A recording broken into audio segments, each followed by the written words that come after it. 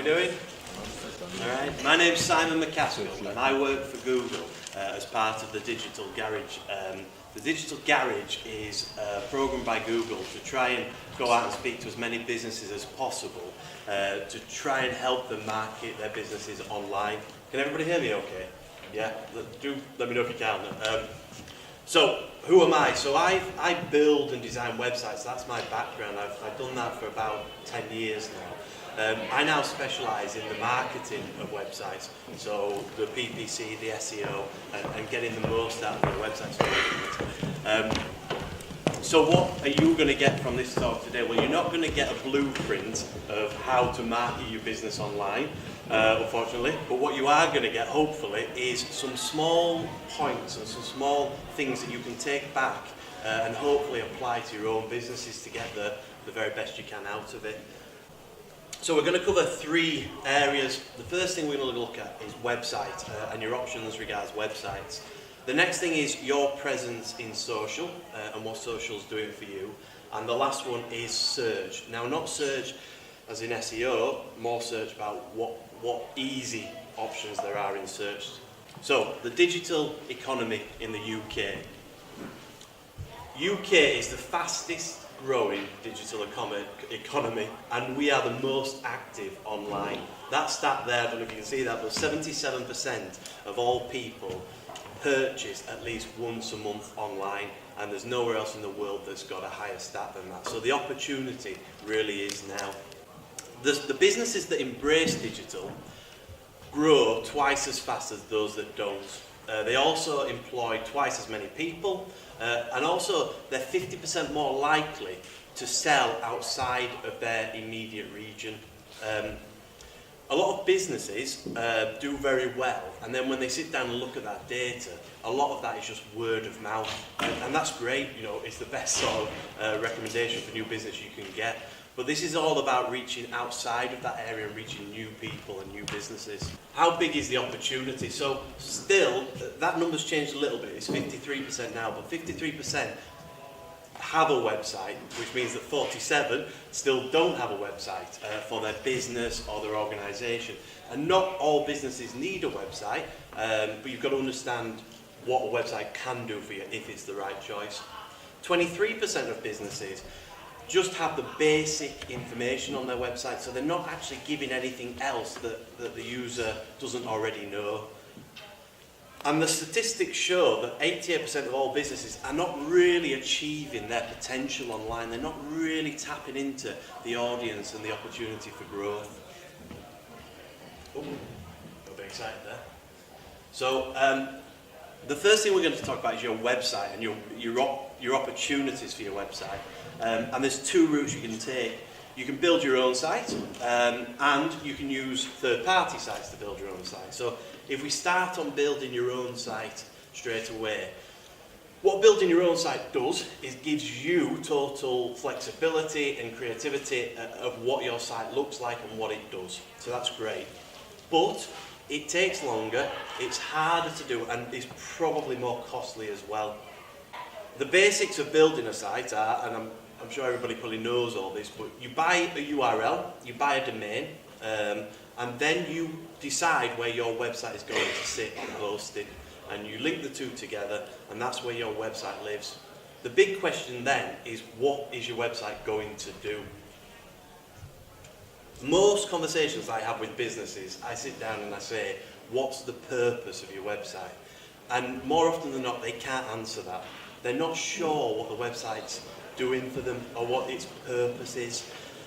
It's an absolutely key part of any website is to sit down at the start of that process and say, what do we want from our website? What is it going to generate for us? Is it sales? Is it leads? Is it awareness? I think the average is 4 seconds that people actually spend on a website. So you can see how quickly you need to get those messages over. Strong calls to actions. Again, on your website, I think every single page on your website should have a purpose. If it doesn't have a purpose, I would question why it's there at all. And a strong call to action is just to say exactly what you want the people to do on a page. It might be to sign up for the newsletter, it might be to buy the product, it might just be to follow us on social media, whatever it might be. Think about those call to actions and actually ask your audience to do it. Quite often a situation is people say, I've got loads and loads of traffic to my website, but I'm not getting anything from it. And then we sit down and look at the content and we realise that we're not actually asking anything either. So remember to ask your audience what you want them to do next. Make mobile a priority. So there's more mobile users than desktop users now. It's over 50% of mobile users, so think about that with your audience. The term mobile first basically means think about how your site is interacted with on mobile before thinking about desktop. And I think the web design world is a little bit behind still in that sense. I think, you know, go to where the audience is and work back from there. So we are going to, on mobile as well, the best thing on a website is that it works across all devices, and there's actually a website, a Google website, where you can put your website in and it'll show you how it looks on all the different devices. It'll give you some tips as well for improving it. So that's a useful thing. These slides, there's a link to these slides at the end, so any links in here can be shared and you can get them afterwards. So talking a little bit more about designing for mobile. So we talked about call to actions, but on a mobile device, you've obviously got an awful lot less space to work with. So get those call to actions really prominent, move them around on the page. Keep menus short and sweet, and navigation links. What you have on your mobile site doesn't have to be the same as on your desktop site. You can use a thing called a media query to say, in my menu, I only want to show 3 menu options because that's what my mobile audience wants. And yet your desktop, you can have a different menu on there. So really take into account the mobile users. Streamline forms. Again, it would be lovely to get all the information that you want from the first hit, their interest, their shoe size, everything. But actually, just think about that key information that you want. On mobile, it's a real faff to fill in these forms. So just go for the absolutely core ingredients to get them over that line, whether it's that to subscribe to a newsletter or give you some information or turn into a lead. And don't make users pinch and zoom. So again, the responsive design basically just means your site works on any screen size at all, you know, from the smallest phones to the biggest computers. So you know, gone are the days of trying to zoom in on content. So regarding building your own site, if that's the route you've gone or you've taken, absolutely fundamental. Understand what your goals are, what it is your website is going to do for you. And I would say don't have a website unless you know what those goals are. Make sure it's mobile friendly and even think about it as mobile first. That's where the majority of your users are. Industry to industry, it is a little bit different, but it's a good mindset to take away. And then if you do need help on the build, you know, find the right partner that's going to give you help. If you understand what your goals are, and you might need a very basic site which just gives you location information and telephone, that's actually a very clear brief and you can find the right partner that's going to fulfill that brief. So the opposite thing of having your own website is using a third-party website. So it's using something that's already out there. They're quick to set up, it's cheap or free, depending which route you take, but you've got less control over the branding and the functionality. That note about functionality is not always a bad thing because websites can be a little bit more complex than you think, so actually to get in bed with a provider that's going to offer you a website with the functionality built in is not always a bad thing, it's just what's right for you. So other ways to have an online presence. So this first column here, social, I'm sure everyone's aware of these. And some businesses, it's absolutely fine just to operate on social alone. You can run a successful business without having any other web presence. Marketplaces, if you're selling, again, global directories and blogs. If I was a plumber, I might not need a website. I might just need a listing in Yale and my business on Google My Business. And that might give me enough leads to meet my goals of what I need. If I'm selling hats, yes, I might like a great e-commerce site, but actually, you know, eBay might give me my fastest route to market, and then I can build upon that afterwards. So again, it's just understanding your goals and then choosing the right channels to help you meet those goals. So, social media. 38 million people are active on social media in the UK. That's over half the population. I think businesses know they need to be on social media, but maybe they don't quite understand how they're going to use social media. A lot of businesses I speak with choose the social media channels for their business because it's the ones they're most comfortable with. It's not necessarily the ones that their businesses are using or their potential customers are.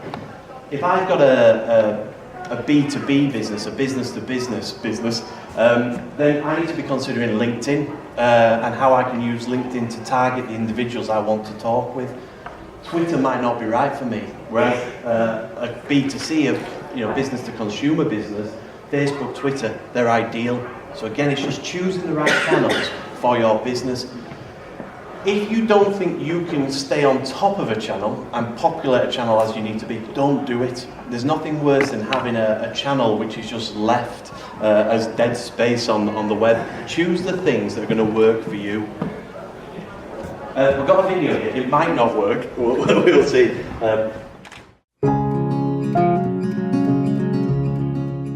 I'm Tricia Casden and I'm founder and managing director of Look Fabulous Forever. I founded the company in October 2013 and we make makeup which is specifically formulated for older eyes, faces and lips. I was semi-retired and I kept thinking, do you know what, I would really love to start a company which was around makeup, and I felt there was a gap in the market because the traditional beauty industry really doesn't take much notice of older women. I made video tutorials and put them onto YouTube as an experiment. Initially, I thought older women don't watch videos on YouTube, and how wrong was I? We suddenly started to get 1,000 views a day, sometimes more than that, and our business just took off.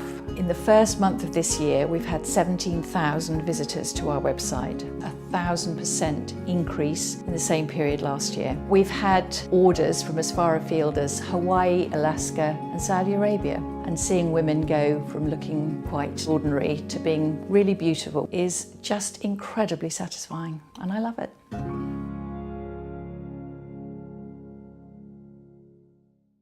So that example there, Tricia, I don't think she ever imagined she would be using YouTube to promote her business. It was probably a massive leap of faith to actually start doing YouTube videos.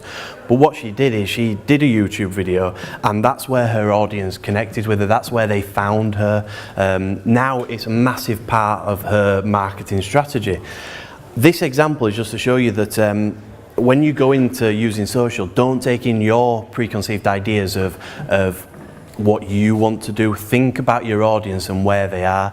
This is an older generation on YouTube that she didn't think were there, and they were there, and actually to create the video was enough to jumpstart her business. So when you're thinking about your audience and who you want to connect with on social, don't think about the channels to start with. Just make a target audience persona. Who are they? You know, male, female, their age, where they live, what they're interested in. Then find out what channels they're on, and they become the channels you need to be active in. And then who do they follow? So again, understand the other things that they're interested in, and it gives you more content to actually connect with them. When you connect with them, you can tap into this audience that's out there, and if you are putting out interesting content, then that can get shared by your audience, and that's the most powerful way of growing your business, because you can only have one-to-one conversations. Suddenly people can take that conversation and spread it further. So think about your audience and think about what are the things to connect with them, and do your research and actually understand, if you have got an existing audience, who are they? There's some tools here which is really interesting to actually find out who are following you already, where they are, what they do, what their interests are. So that can be a really useful thing to getting your social started. On writing social media, the top one there, keep it relevant and talk about your business. A lot of social profiles that I see and read, I don't know what they do. They use jargon words and technical words, and I haven't got a clue actually what service they offer. So a real key thing on social is say who you are and then what you can do for the person following. So I offer this service and I'm going to be giving you these sort of tips or advice, and keep it as short as possible. Then keep it consistent. So on the channels that you're choosing to set up, make sure that it's consistent across them all. The image needs to be the same, the copy needs to be the same, what you're calling yourself needs to be the same. If you're using a logo, make sure it's the same, and the tone of voice needs to be the same. Probably the only difference there is, for example, if you were choosing LinkedIn as well, because it's a different audience, write appropriate to that audience. And then show your personality and have fun. People don't want to just be spoken at from a business. They want to feel like there's real people behind it, and for business owners, a lot of the time it makes them feel a little bit vulnerable, but actually people like that. They like to feel like they're talking with someone who's real. On Twitter, for example, the difference between having a picture of you and a picture of your logo, the picture of you gets more engagement, or accounts with a picture of you gets more engagement than one that's got a picture of a logo. So again, take that on board and take it forward. And if you can add a little bit of humour and it's relevant for what you do, add a little bit of humour. You know, people want to see there's real people. So we saw a YouTube example, but YouTube is mentioned again here because YouTube has now overtaken TV of how people watch things. So there's more people watching online videos than there are watching TV now. So it's massive, and it's still a relatively untapped opportunity. It's a real opportunity to put your content in front of people that want it, rather than wait for those people to come to you. There's a comment on there about being a thought leader. What you want to do on YouTube, ideally, if it's the right channel for you, is show your expertise and tell people why they want to be following you. Creating content which is shareable and engaging, and when you do that, and when you interact with the people that are watching, that's suddenly where the views start building up. Again, a lot of businesses I speak with say, well, we've done YouTube, but we're not really getting any hits from it. And then the video is just the generic, this is my business, very boring video. And then there's a guy I work with that cuts lawns, and he just showed how to put stripes on the lawns, and he's got 20,000 views, and this other business has got 10 views. So again, it's about just making that content what people want. This is another video here. This is some tips from people that are on YouTube now about how to present yourself on YouTube.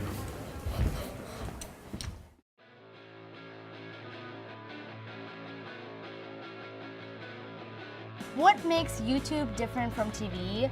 Everything. We really want to give the audience the power to watch what they want to watch. Be creative. Try and build an audience. Remember to be human and to interact. And you have to have a passion for YouTube.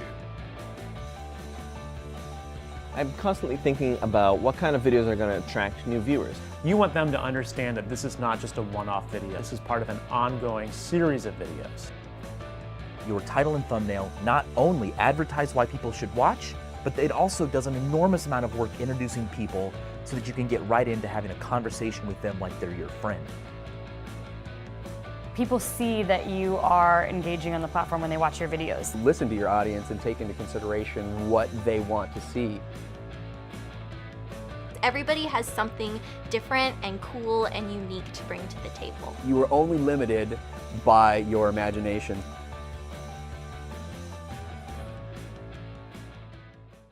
So I still feel for a lot of businesses, video feels like a step too far, that it's very difficult to produce all the things that you need, and yeah, it was.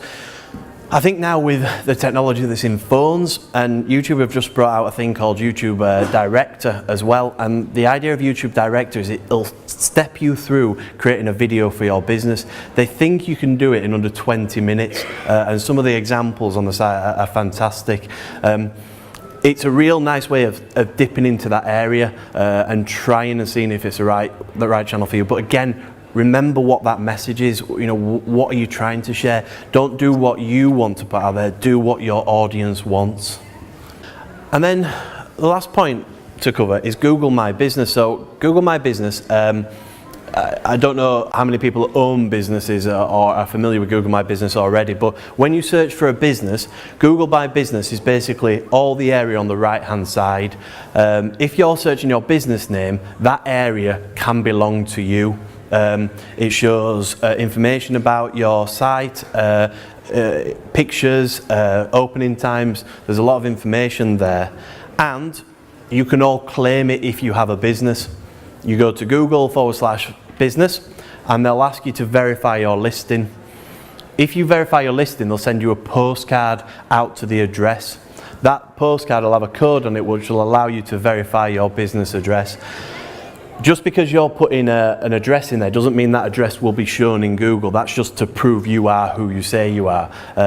You might be offering a service that has a geographical area. Again, you can set that all inside Google. It's free to do it, and I would say any businesses that aren't doing it already, that make it an action to do it. So the 4 things to take home. 1, if you already have a website, great. If you don't have a website, consider how you might build your website and what your website should do for you. Is it mobile friendly? The majority of people are on mobile devices, so if it's not, you're turning off half of the visitors.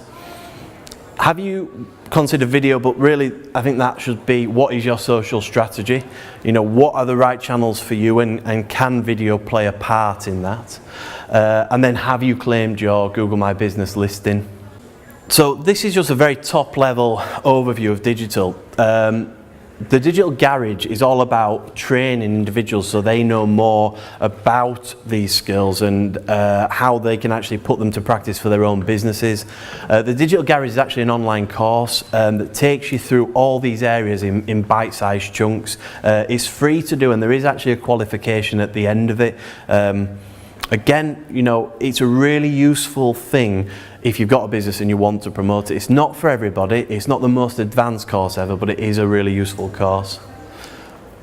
And that's about it. So again, I'll be here if you've got any questions. I hope it's been useful, and I hope there's a couple of things you can take home that you can apply to your own businesses. Thank you very much.